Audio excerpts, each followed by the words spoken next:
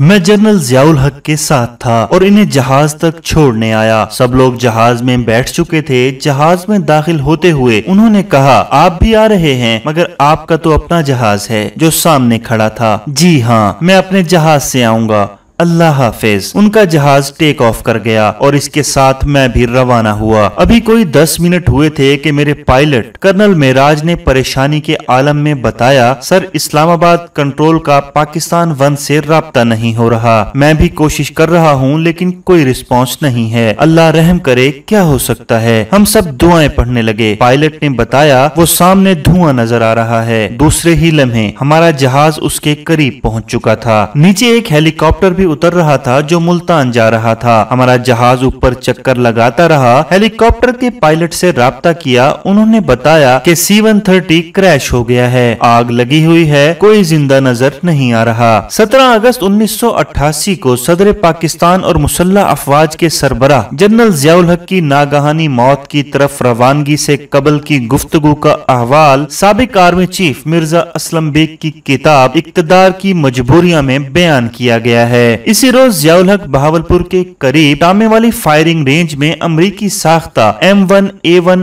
और मकामी तौर पर तैयार करदा अल खालिद टैंक की आजमाइशी कारकर्दगी देखने आए थे। बहावलपुर एयरपोर्ट से इनके तैयारे ने 3:30 बजे परवाज भरी। ज़ियाउल हक के साथ अमरीकी साख्ता C-130 हरकुलिस तैयारे में joint chiefs of staff committee के chairman general Akhtar Abdul Rahman, chief of general staff general Afzal, major general Mohammad Hussain Awan के अलावा पाकिस्तान में अमरीकी सफीर आर्नल्ड राफेल और defence attache brigadier general Herbert Wassom समेत 29 अफराद सवार थे। अपनी जिंदगी के आखिरी रोज यानी 17 अगस्त 1988 को जनरल ज़िया जब बहावलपुर के हवाई अड्डे पर उतरे तो उनका इस्तकबाल general Mirza Aslam Beg vice chief of army staff ने किया, जो इसी रोज इस्लामाबाद से अपने एक जेट प्राप्त तैयारे में यहाँ पहुँचे थे। जब ट्रायल खत्म हुए तो सदर ज़िया इसी हेलीकॉप्टर में वापस बहावलपुर आ गए। इसके बाद उन्होंने तकरीबन 2 घंटे 9 तश्कील शुदा मकामी कोर हेडक्वार्टर्स में गुजारे, जहाँ इन्हें इस कोर के कयाम की तफसीलात के बारे में ब्रीफिंग दी गई। जनरल अख्तर इस ब्रीफिंग में शामिल न थे।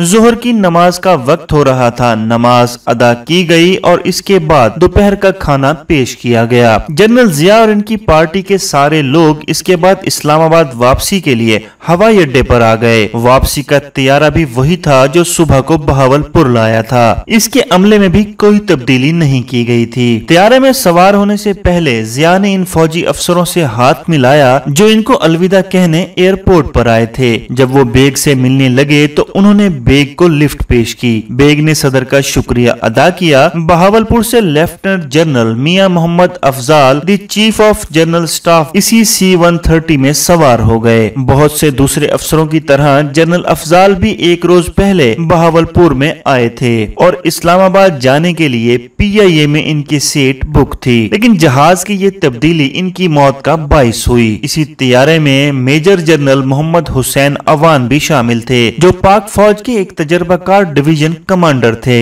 17 अगस्त 1988 को दोपहर के 4:30 पर फ्लाइट पाक 1 जिसमें 31 अफराद सवार थे ने बहावलपुर एयरपोर्ट से टेक ऑफ किया। टेक ऑफ मामूल की तरह नॉर्मल था और तैयारे में किसी किस्म की कोई खराबी नहीं थी।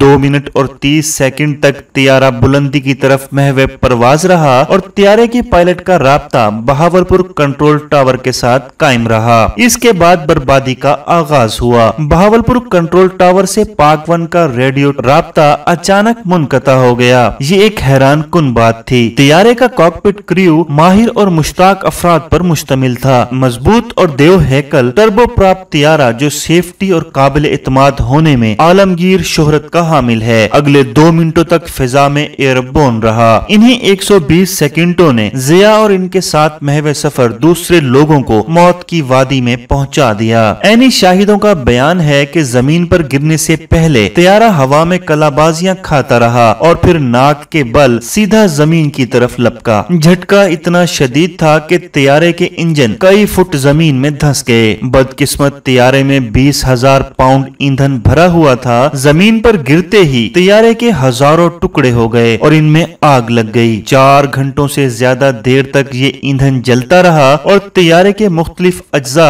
जलकर राख बनते रहे और इनके साथ ही 31 कीमती जानें भी जलकर लुकमाए अजल बन गईं। लाशें बुरी तरह मस्ख हुईं, जबकि बाकी गोश्त पोस्त और हड्डियों के टुकड़ों में कटकर इस तरह जल गई कि इनकी शनाख्त न हो सकी। तलाशी बसियार के बाद जब इंसानी लाशों के बचे खुचे टुकड़ों को इकट्ठा किया गया तो इन्हें शनाख्त करने का मरहला बड़ा मसला बन गया। क्रैश की खबर सुनकर जनरल बेग ने अपने तैयारे के पायलट को बहावलपुर वापस जाने का हुक्म दिया। इनके साथ major general Jahangir Karamat, director general military operations brigadier Ejaz Ahmed और इनके अपने एडीसी सवार थे। जेट प्राप जल्द ही जाए हादसा पर पहुंच गया। तैयारे ने जमीन की तरफ नीचे आना शुरू किया ताकि जनरल बेग तैयारे के मलबे के मंजर को देख सकें। आग अभी भी लगी हुई थी और धुआं उठ रहा था। इनको बताया गया कि कोर कमांडर जाए हादसा पर पहुंच चुके हैं और अगर कोई जिंदा बचा तो इसे बचाने की कार्रवाई की निगरानी कर रहे हैं। जहांगीर करामत और अमजद का ख्याल था कि चूंकि हादसे में कोई भी जिंदा नहीं बचा, इसलिए जो रोशनी बाकी है इसमें जनरल बेग को बजाय बहावलपुर जाने के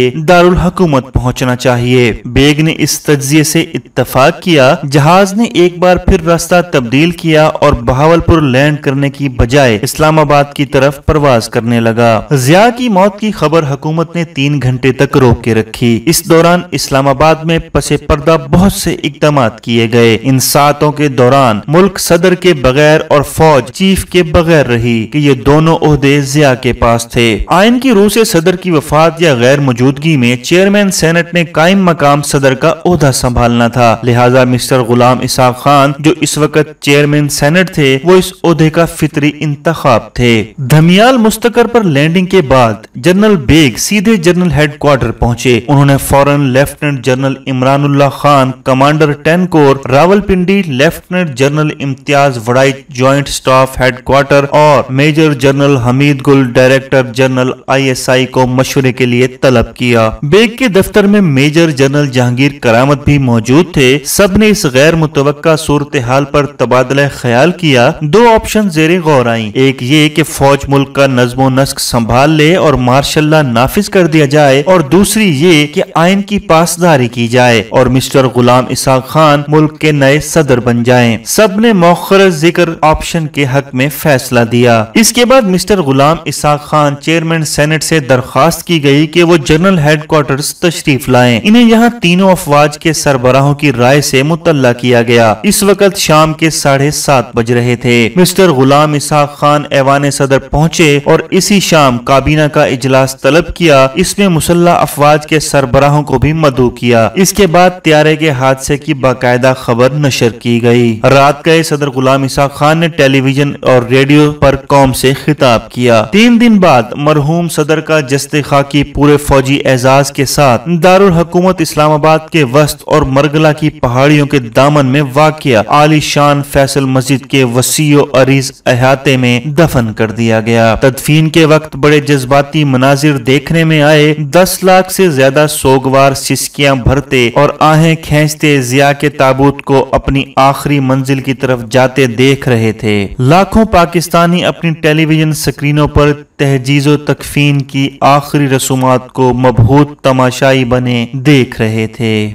नाजरीन, अगर आपको हमारी वीडियोस पसंद आ रही हैं तो हमारे चैनल को सब्सक्राइब कीजिए, हमारी वीडियोस को लाइक कीजिए और इसे अपने दोस्तों के साथ भी शेयर कीजिए।